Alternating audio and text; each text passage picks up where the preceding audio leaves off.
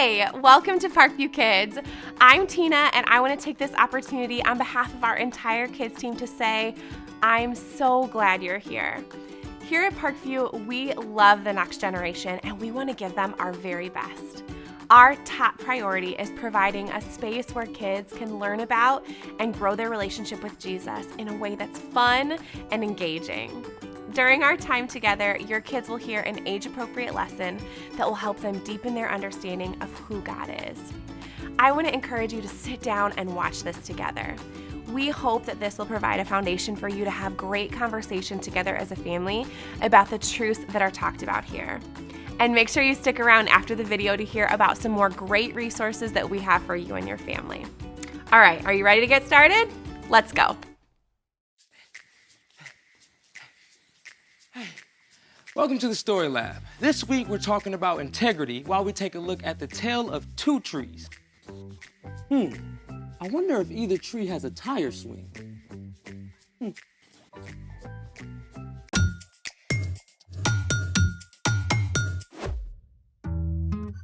Hey, I'm Carter. And I'm Zeke. We're talking about integrity, which is choosing to be truthful in whatever you say and do. So what's up with the tire? My dad got a flat tire. See the nail right here? I mean, we can try to... Pull it. You want some help?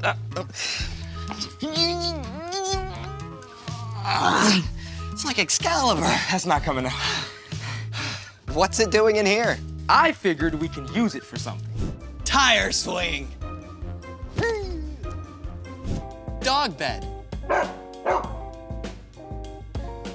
Workout equipment. Come on, you can do it. I don't think I can do it. You got it. Getting ripped. Our guest today knows his way around a tire. In fact, he's an expert on cars. Seriously? So cool. Yeah, his name is Mike, and he's a mechanic who lives in Ontario. Well, when do we get to meet him? Right now. Hi, Mike. We are so excited to have you on the show with us today. Hey guys, pleasure to be here. So we're gonna ask you a couple of questions today, Mike. But first, we know you're a mechanic, but... What does a mechanic actually do? Well, just like a doctor, takes care of the body and makes sure, you're healthy when you're sick, I'm kind of like a car doctor. I take care of cars, and I make sure when they're not working well, I get them back up to speed. Okay, so how did you get interested in working with cars? Well, it kind of has started as a kid. I've always been interested in small motors and fixing and repairing things. And as a kid, I loved fixing bikes. How did you get started as a mechanic? Well, I actually started at a dealership when I first wanted to be a mechanic. I was fixing cars, but over time, they wanted us to, I felt the pressure to make repairs that really customers didn't really need and do things that, it's not really needed or the customer didn't really want it. So I just didn't feel comfortable that way. And I actually had somebody tell me that I had to be one person at the dealership and one person at home. And that wasn't okay with me. So I left and I went to a smaller shop. Here, I get to take care of the customers. I do exactly what they want and exactly what we say we're going to do. I do quality work and they're satisfied. So, Mike, we can see that you're kind of at a shop right now. So tell me about some of the things that you guys are working on right now. What type of cars? What are you doing to the inside? Just give me those details. We get to work on everything here at our shop, from small cars to trucks to lawnmowers. Right now, I'm working on this car sitting right here. The customer wants me to make sure that their car is working exactly as it should. So I will check things like here, this is the air filter, where I would make sure that the car's air filter is clean and the engine can breathe. And here, this is the dipstick, where the engine oil goes in. It's like the lifeblood of the engine. If it's not good, the engine will not work well. And also, the battery. This is a very essential part of the car. You have to make sure that the battery's in good working order and these connections are nice and tight. Because if they're not, the car may not even start at all. Can you talk more about what it takes to get a car to run really, really well? The best part of it all is you have to take care of what's on the inside. If you don't, eventually the car will break down and maybe not even work at all. So Mike, we know you love working on cars, but we gotta ask, what is your favorite kind of car? Classic cars and hot rods. I absolutely love them. When I'm driving down the road with my kids, we make it a game to pick them out, point them out, check the colors, and really just love the sound of the old hot rods. These cars are awesome. Well, thank you so much, Mike. Your job is so awesome, and it was a pleasure talking to you today. Thanks, guys. Wow, it's like I've got a whole new perspective on what's inside. Speaking of which, it's time for The story before the story. Today we're in the book of Luke. When God sent Jesus as a baby, angels announced his birth. But for most of his life, Jesus lived quietly and faithfully, loving God and loving others. Around the time Jesus was 30 years old, he came to the Jordan River.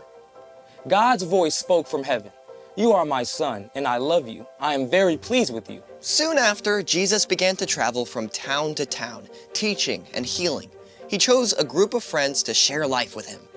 In everything Jesus said and did, he showed people what God is like. And over, he pointed out that what's on the inside matters most to God. Which is where our story starts. Take it away. Hey everyone, I'm Brian. And in today's story, well, things are going to get a bit thorny. Jesus had just chosen his 12 closest friends to help in his work. And when he came down from the mountain with them, a big crowd gathered. People had come from all over to hear him and be healed. Jesus did make many people well, but he knew that even more than their bodies, it was the people's hearts that needed help. So Jesus began to teach them many things. A good tree doesn't bear bad fruit, and a bad tree doesn't bear good fruit. Well, that makes sense, right? I mean, if you go up to a nice, healthy apple tree and pick one.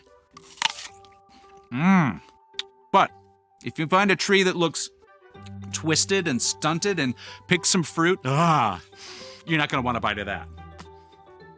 Jesus continued with the word pictures. You can tell each tree by the kind of fruit it bears. People do not pick figs from thorns, and they don't pick grapes from bushes. In the time of Jesus, figs and grapes were a super important part of what people ate.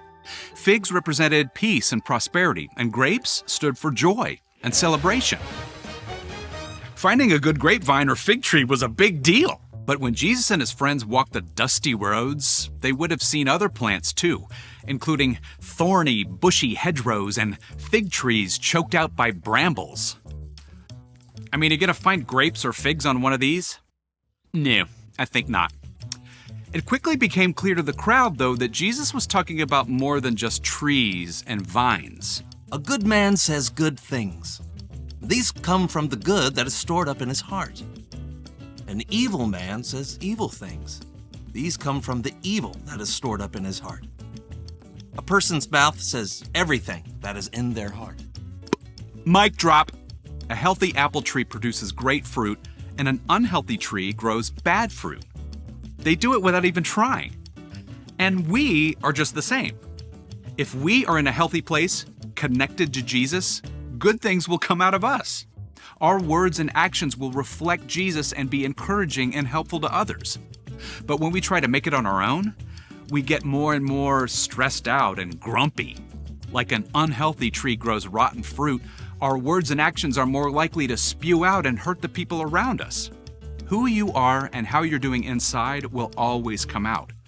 You might be able to cover up and pretend everything's great for a while, but eventually, the pressure of trying to keep it together will just be too much. You'll end up saying and doing hurtful things, even if you don't mean to. So clearly, we want to be this and not that. Here's the good news. You get to choose which kind of tree you want to be. The night before he was arrested and gave up his life, Jesus told his friends, I am the vine. You are the branches. If you remain joined to me and I to you, you will bear a lot of fruit. You can't do anything without me. Boom, there it is. That's the key. Like a branch has to be connected to the vine or tree trunk to survive, we were designed for connection to Jesus. And when we're regularly learning more about Jesus and talking with him, things start to change inside. Over time, we become like good branches growing trees, growing good fruit. Now, being a good tree does not mean that you'll never say or do something hurtful, but it does mean that most of the time, your words and actions will be loving. And when you mess up, you can take it right to Jesus and ask for help. After all, you and every single person you meet are made in God's image. And when you follow Jesus, you can be confident that you will become a good tree, growing good fruit. The end.